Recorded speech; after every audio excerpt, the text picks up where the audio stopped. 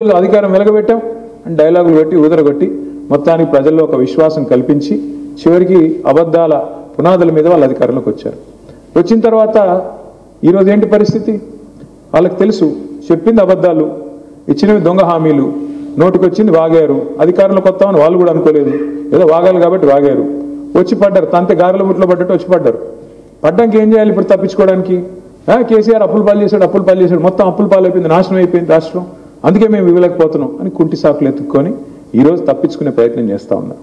ఇది ఎట్లా ఉంది అంటే, వెనకటికి ఎవడో మొహం బాగాలేకపోతే అద్దం పగలు కొట్టాడంట. ఆడి ముఖం బాగాలేదు, ఆడెళ్ళి అద్దం పగలు కొట్టాడు. ఏంటంటే నా ముఖం బాగా కనబట్లేదు అన్నాడంట. అట్లే నీళ్ళ పరిస్థితి కూడా. నడపడం చేత కాదు, ప్రభుత్వాన్ని నడిపే తెలివి లేదు, ప్రజలకు ఎట్లా సంపద పెంచి సంపద పంచాలి అనే విషయంలో అవగాహన లేదు. ఎందుకంటున్నాను ఈ మాట అంటే బాధతో అంటున్నాను. మీరు ఆలోచించండి జాగ్రత్తగా.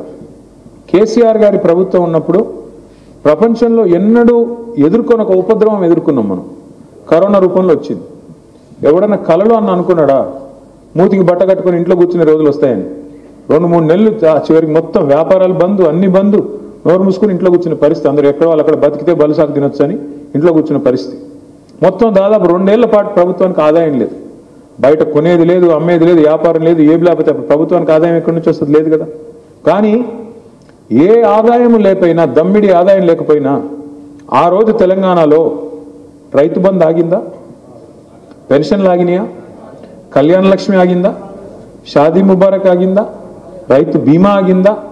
పేద ప్రజల సంక్షేమ కార్యక్రమాలు ఏ ఒక్కటన్నా ఆగిందా?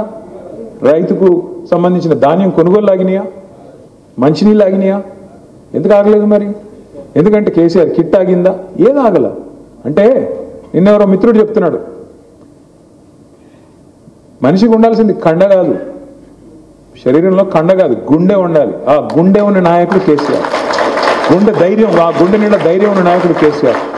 దమ్మిడి ఆదాయం లేకపోయినా పేదలను ఎట్లా కాపాడుకోవాలో కడుపులో పెట్టుకుని తెలిసిన నాయకుడు కేసీఆర్. కాబట్టే ఆదాయం 0 అయినా అద్భుతంగా రాష్ట్రాన్ని కరోనా టైంలో కూడా సంక్షేమ కార్యక్రమాన్ని ఆపకుండా, అభివృద్ధి కార్యక్రమాలు ఆపకుండా, హైదరాబాద్లో మేము మొత్తం కరోనా టైంలో మొత్తం బంద్ ఉంటే మొత్తం ఫ్లైఓవర్లు వేసుకున్నాం, మొత్తం రోడ్లు వేసుకున్నాం.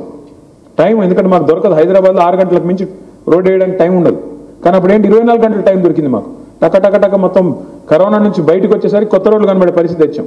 అట్లా అభివృద్ధి ఆగలేదు, సంక్షేమం ఆగలేదు, అడ్వాంటేజ్ తీసుకున్నాం. ఒక ఉపద్రవాన్ని కూడా అడ్వాంటేజ్గా తీసుకొని ఎలా నడపాలో చూపెట్టారు కేసీఆర్ గారు. ఆ రోజుల్లో మీకు గుర్తుండాలి, కేసీఆర్ గారు సాయంకాలం 6 గంటలకు ప్రెస్ మీట్ పెడుతున్నారంట. అందరూ